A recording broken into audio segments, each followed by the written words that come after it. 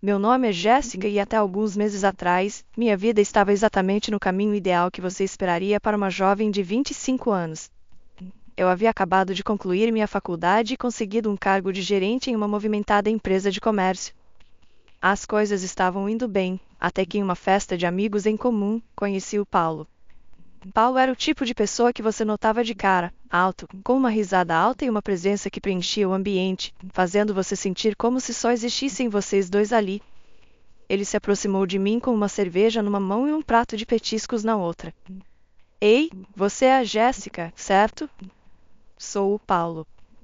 Ouvi dizer que você é o cérebro por trás do novo empreendimento no centro, disse ele, sentando-se ao meu lado. Sim, sou eu, respondi, sorrindo, tentando acompanhar seu jeito despojado. Deixe eu adivinhar, você é a alma da festa e, possivelmente, de todas as festas pós-evento? Me pegou, ele riu, batendo palmas em uma rendição teatral. Culpado. Então, o que te traz aqui, além de, obviamente, elevar nosso quociente de estilo coletivo? Nós nos demos bem instantaneamente. Paulo era fácil de conversar, e apesar de sua fachada descontraída, parecia genuinamente interessado no que eu tinha a dizer. Passamos o resto da noite conversando sobre tudo, desde nossos trabalhos até nossos programas de TV favoritos, e até o fim da festa, já tínhamos trocado números e prometido nos encontrar em breve. Nas semanas seguintes, Paulo e eu saímos bastante. Nossos encontros variavam de simples idas ao café até noites aventurosas pela cidade. Ele era divertido, mas também tinha um lado mais áspero que fazia nossas conversas brilharem.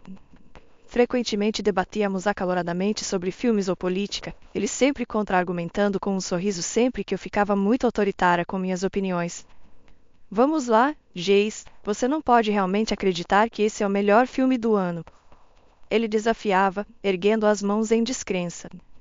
Ah, é? Então me assista te convencer. Ou está com medo de acabar concordando comigo?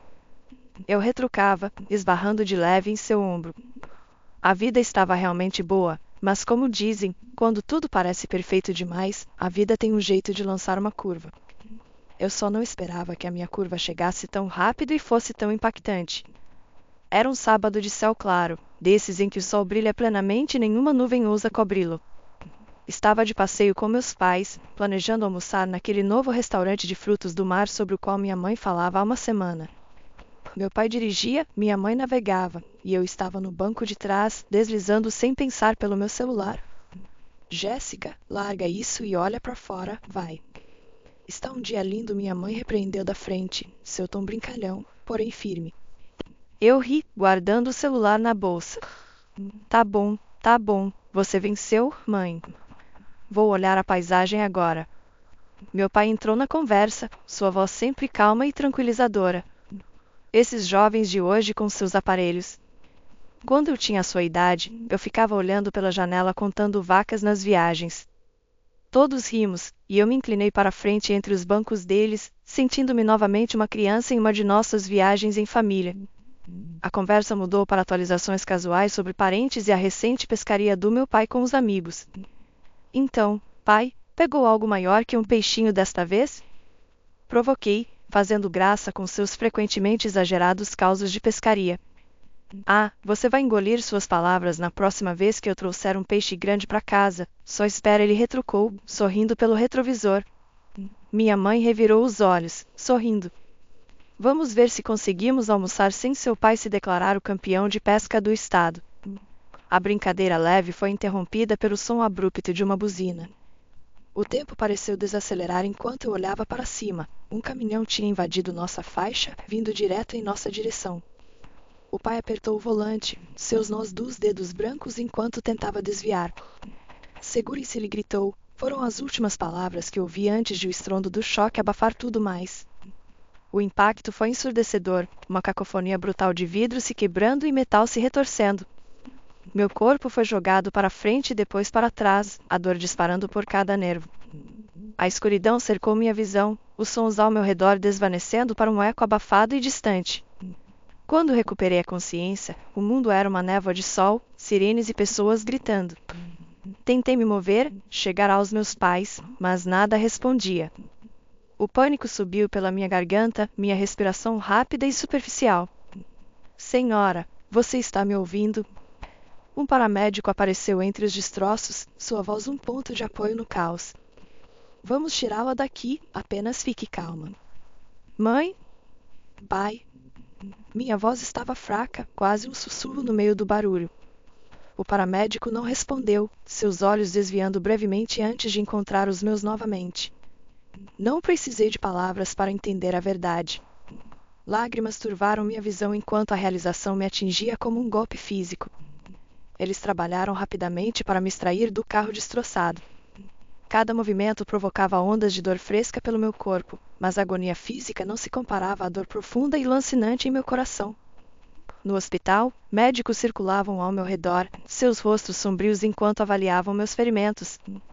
As notícias não eram boas. Minha coluna estava danificada e minhas pernas, talvez nunca mais suportassem meu peso. A solidão era esmagadora, apenas interrompida pela visita ocasional de um enfermeiro ou médico. Por isso, quando Paulo entrou com seus pais, parecia um respiro de normalidade no meu mar de caos. Oi, G, disse Paulo, baixinho, puxando uma cadeira ao lado da minha cama. Seus pais estavam logo atrás, com sorrisos forçados nos rostos. Oi, Paulo consegui dizer, minha voz rouca pelo desuso. É bom ver rostos familiares. Estamos preocupados com você, ele disse, segurando minha mão. Era uma sensação quente, sólida. Estou aguentando, disse, tentando manter o clima leve, apesar da dor no peito. Mas poderia estar pior. Lidiane, a mãe de Paulo, deu um passo à frente, um sorriso tenso no rosto. Queremos que você saiba que estamos aqui para o que precisar, Jéssica. Obrigada, respondi, sem saber o que mais dizer. Não é todo dia que você perde tudo e de repente tem os pais do seu namorado agindo como se já fossem parte da família. Marcos, o pai de Paulo, era um homem grande e imponente, que normalmente dominava qualquer ambiente que entrasse. Mas ali, no hospital, ele parecia diminuído, inseguro. Estivemos pensando, Jéssica, ele começou, e bem, o Paulo tem algo que quer te perguntar. Franzi a testa, confusa. Ok, Paulo apertou minha mão, seus olhos procurando os meus. Jéssica, esses últimos dias, sabendo que você estava aqui, ferida e sozinha, me fizeram perceber algo. O que foi? Perguntei, o coração acelerado. Esta não era uma conversa normal, algo grande estava vindo. Não quero passar mais um dia sem ter você em minha vida para sempre, ele disse. E de repente, havia uma pequena caixa em sua mão. Ele abriu para revelar um anel de noivado simples, mas lindo. Olhei para o anel e depois para ele, minha mente girando. Paulo, isso é? Você está falando sério? Completamente, ele disse, assentindo. Case-se comigo, Jéssica. Deixe-me cuidar de você. Seus pais nos observavam, quase sem respirar. Lidiane tinha as mãos juntas, os olhos úmidos de lágrimas, e Marcos apenas assentiu levemente, como se confirmasse algo para si mesmo. Parecia uma boia de salvação jogada no meio da minha tempestade, mas também se sentia apressado, até desesperado. Ainda assim, olhando para o rosto esperançoso de Paulo, como eu poderia dizer qualquer coisa além de assim? Nosso casamento não foi nada como eu havia imaginado quando criança. Foi uma cerimônia modesta no pequeno jardim da casa dos meus pais. Eu estava sentada em minha cadeira de rodas, vestida com um simples vestido branco que havia sido ajustado para se adequar à minha nova realidade. A lista de convidados havia diminuído para um punhado de amigos íntimos e família, um contraste gritante com o grande evento que minha mãe e eu havíamos esboçado brincando anos atrás. A casa dos meus pais, agora apenas minha, havia sido modificada após o acidente. Rampas e corrimãos eram um novo normal no meu lar outrora familiar, mas também eram um constante lembrete das minhas limitações. As primeiras semanas foram um borrão de ajustes. Paulo se mudou e, a princípio, as coisas pareciam estar bem. Ele estava sempre por perto, ajudando-me a me movimentar, preparando refeições e geralmente garantindo que eu estivesse confortável. Eu apreciava isso, de verdade, mas havia uma corrente de tensão, como se estivéssemos esperando a outra sapata cair.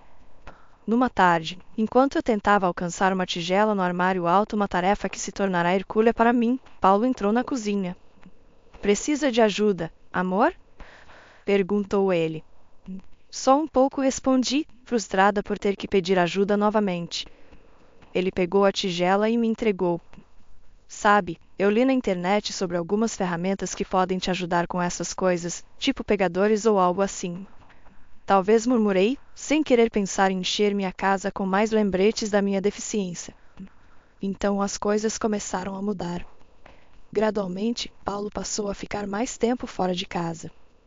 Sua disponibilidade diminuiu, substituída por ausências que ele justificava com explicações vagas.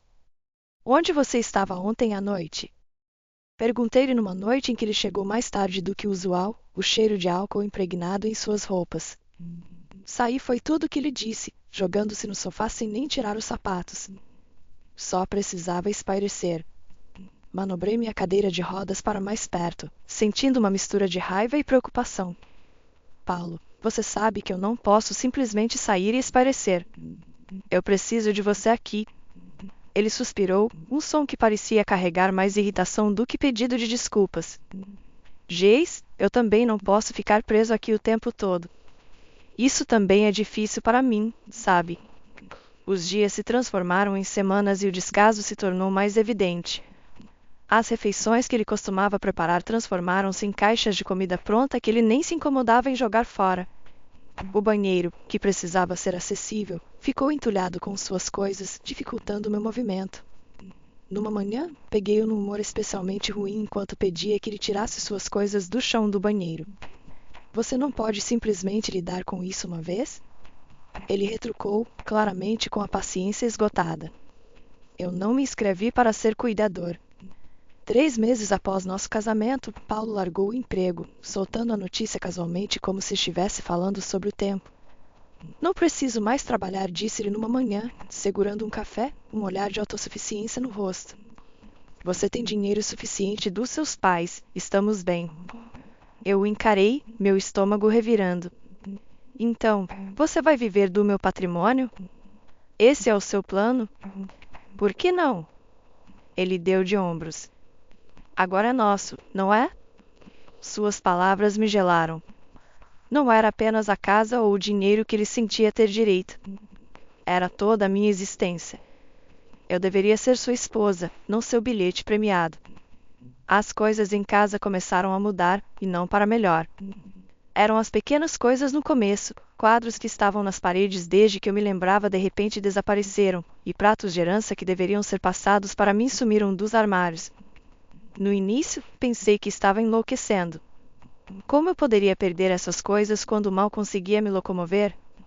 Numa tarde, a casa estava incomumente silenciosa. Paulo e seus pais estavam fora, supostamente em algum evento de dia todo. Eu estava sozinha, o que era raro naqueles dias. Estava na sala de estar tentando alcançar um livro em uma prateleira baixa quando Maria, minha massoterapeuta e única amiga real desses tempos, chegou para sua visita semanal. Ei, Jéssica, como você está se segurando hoje? Perguntou Maria, colocando sua bolsa no chão. Não muito bem, suspirei, desistindo da tentativa com o livro. Coisas estão sumindo e não sei se estou apenas esquecendo ou o quê. Maria franziu a testa, ajudando-me a voltar para a cadeira. Que tipo de coisas? Coisas importantes, como as pinturas da minha mãe e alguns pratos antigos. Não posso provar, mas acho que alguém está pegando.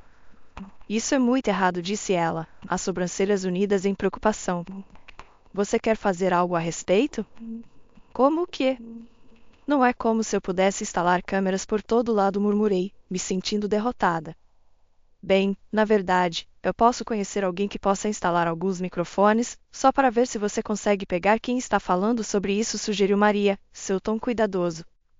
Hesitei, parecia um pouco extremo, mas, de novo, eu precisava saber. Ok, vamos fazer isso. Alguns dias depois, Maria apareceu com um rapaz que colocou discretamente microfones em vários cômodos. Tudo muito estilo espião, e eu meio que esperava que não desse em nada, mas o que eventualmente ouvimos me gelou até os ossos. Era tarde da noite, algumas semanas após a instalação dos microfones, e eu estava ouvindo as gravações.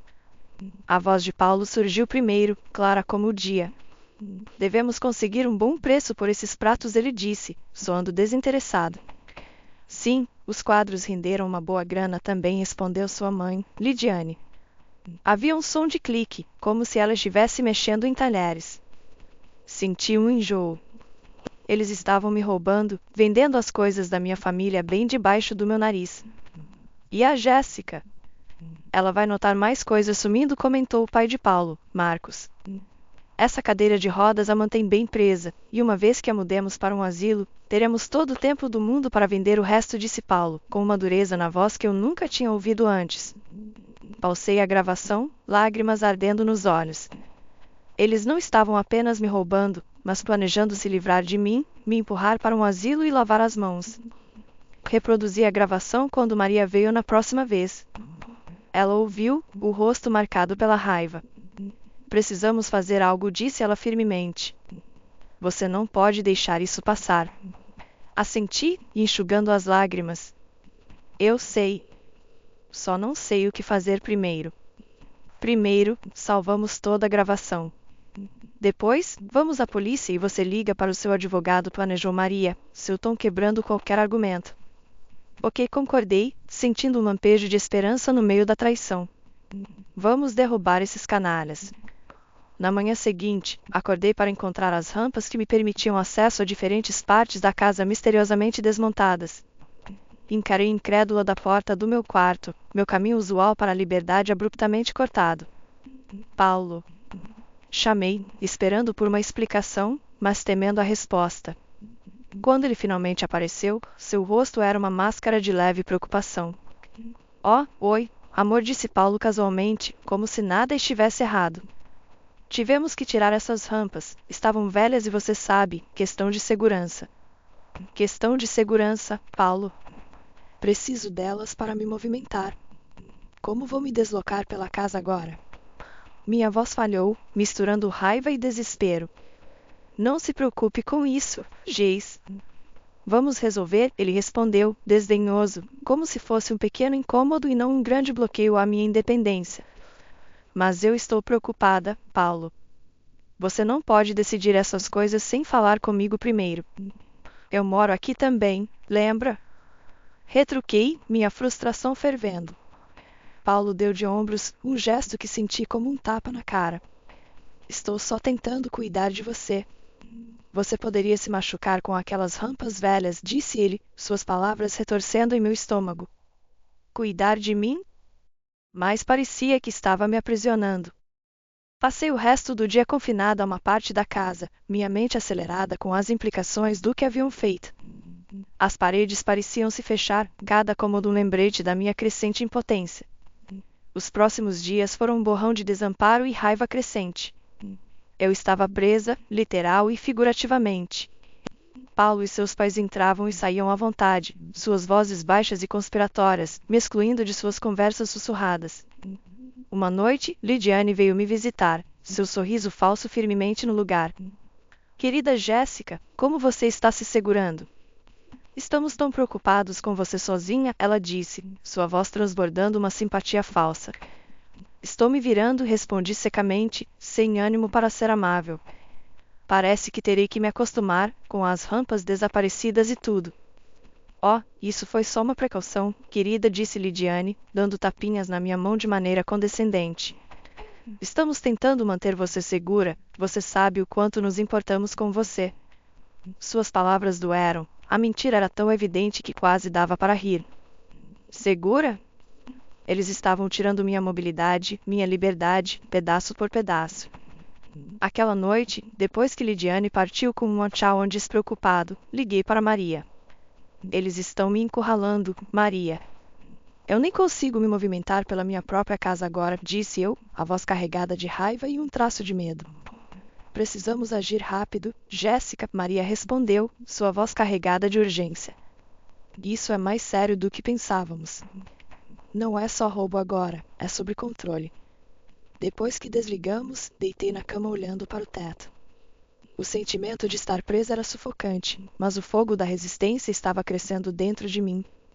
Eu só precisava de uma chance, qualquer chance, para virar o jogo contra eles, e eu estava determinada a encontrar. Na manhã seguinte foi um turbilhão. Primeiro, liguei para o serviço que atende aos deficientes para relatar como Paulo e seus pais haviam desmontado as rampas, meu principal meio de mover livremente pela minha própria casa. Eles reagiram rapidamente, prometendo enviar alguém para avaliar a situação imediatamente. Em seguida, liguei para meu advogado, Sr. Thompson, e expliquei tudo. Ele estava furioso em meu nome e não perdeu tempo. Estarei aí esta tarde com alguns policiais e um representante do serviço de deficiência. Vamos resolver isso, ele me garantiu pelo telefone. Até o meio da tarde, minha sala estava mais cheia do que esteve em muito tempo. Sr. Thompson, 2 policiais e um representante do Serviço de Direitos dos Deficientes estavam todos presentes, junto com Paulo e seus pais. A atmosfera estava tensa, o ar carregado de antecipação e temor. Paulo e seu pai pareciam servos capturados pelos faróis quando o Sr. Thompson começou a falar. Estamos aqui para realizar uma verificação completa das instalações, ele anunciou. Tenho aqui o inventário de todos os itens listados no testamento dos pais de Jéssica, e vamos verificar se esses itens estão contabilizados. Paulo tentou protestar. Isso é ridículo, Jéssica. Por que você está fazendo isso? Antes que eu pudesse responder, o representante do Serviço de Deficiência interveio, seu tom severo. Primeiro, precisávamos abordar a remoção das instalações de acessibilidade na casa. Foi trazido à nossa atenção que as rampas necessárias haviam sido desmanteladas, reduzindo significativamente a mobilidade e independência da senhorita Thompson. Paulo empalideceu quando o representante caminhou pela casa, anotando onde cada rampa havia sido removida. Enquanto isso, o Sr. Thompson começou a verificar os itens da lista de inventário. Não demorou muito para que discrepâncias aparecessem, vários itens de alto valor estavam faltando, como eu suspeitava. Lidiane começou a chorar, seus soluços altos e dramáticos. Por favor, Jéssica, não queríamos fazer mal, estávamos apenas tentando facilitar as coisas. Facilitar para quem, exatamente? Rebati, minha paciência se esgotando. O Sr. Thompson continuou sua verificação do inventário, sua expressão cada vez mais sombria a cada item ausente. Isso é sério, ele murmurou, anotando. Marcos, que tinha permanecido em silêncio, finalmente falou, sua voz trêmula. Olha, talvez tenhamos nos excedido, mas podemos resolver isso. Vamos conversar, Jéssica. Não há nada para conversar, disse eu, minha voz firme apesar do caos ao meu redor. Vocês estavam me roubando e planejando me enviar para longe. Isso é imperdoável. À medida que a realidade de sua situação se estabelecia, Paulo e seus pais ficavam cada vez mais apavorados. O Sr. Thompson terminou sua inspeção e acenou para os policiais. Com base nas evidências e nas discrepâncias aqui, acho que temos o suficiente para prosseguir. Olhei para Paulo, seus pais e, em seguida, para os policiais. Quero prestar queixa, declarei, minha voz firme. E tenho gravações de suas conversas discutindo planos para vender minha herança. Os policiais ouviram as gravações, sua expressão séria. Após alguns momentos, um deles se virou para Paulo e seus pais. Vocês estão presos por furto e conspiração, anunciou, e começou a ler-lhe seus direitos. Paulo olhou para mim, a traição estampada em seu rosto, sem entender que a verdadeira traição era dele. Enquanto eram levados, os gritos de sua mãe ecoavam pelo corredor. Senti uma mistura de alívio e tristeza. Pelo menos, esse capítulo havia terminado. O processo judicial foi árduo, mas todos os dias eu comparecia, determinada a ver isso até o fim. Assistir a Paulo e seus pais enfrentarem as consequências de suas ações trouxe uma mistura de emoções. Eu estava irritada, mas aliviada por a verdade finalmente vir à tona. Durante um intervalo, Paulo tentou se aproximar. Jéssica, eu sinto muito. Nunca quis que as coisas chegassem tão longe, disse ele, com a voz baixa. Olhei para ele, o homem que pensei conhecer, o homem que pensei que me amava. Desculpa não muda o que você fez, Paulo. Você fez suas escolhas. Paulo e seus pais foram considerados culpados por múltiplos casos de furto e fraude. O juiz foi severo ao proferir a sentença. Que isso sirva de lembrete de que manipulação e ganância não têm lugar em nossa sociedade, declarou. Com as batalhas legais para trás, foquei na reabilitação. Os médicos ficaram impressionados com meu progresso. Você é uma lutadora, Jéssica. Você progrediu mais do que inicialmente pensávamos possível, disse o médico durante uma sessão. A reabilitação não era apenas sobre recuperação física, era sobre reconstruir minha vida. Comecei a sair mais, conhecer novas pessoas e até adotei um novo hobby, a pintura, que era terapêutico, uma maneira de expressar tudo pelo que tinha passado. Um dia, em uma aula de arte comunitária, conheci Alex. Ele era engraçado e gentil, e tinha uma maneira de ver a vida que me fez acreditar no bem novamente. Nós clicamos imediatamente e logo estávamos passando muito tempo juntos. Jéssica, isso pode parecer loucura, mas sinto como se nosso encontro fosse para ser, disse Alex certa noite enquanto caminhávamos pelo parque, minha cadeira de rodas rolando suavemente ao lado dele. Sorri, me sentindo genuinamente feliz pela primeira vez em muito tempo. Acho que posso acreditar nisso. É bom ter alguém que simplesmente entende, sabe? Sim, eu sei, disse ele, apertando minha mão gentilmente. Mais uma vez, visitei o túmulo dos meus pais. Contei-lhe sobre tudo o que tinha acontecido, sobre o julgamento, minha recuperação e Alex. Sinto tanto a falta de vocês, mas estou voltando a ficar de pé, literal e figurativamente, disse, colocando flores no túmulo deles. Ao sair do cemitério, senti o amor deles comigo, como um empurrão suave para frente. Estava seguindo em frente, mas levando-os comigo no coração,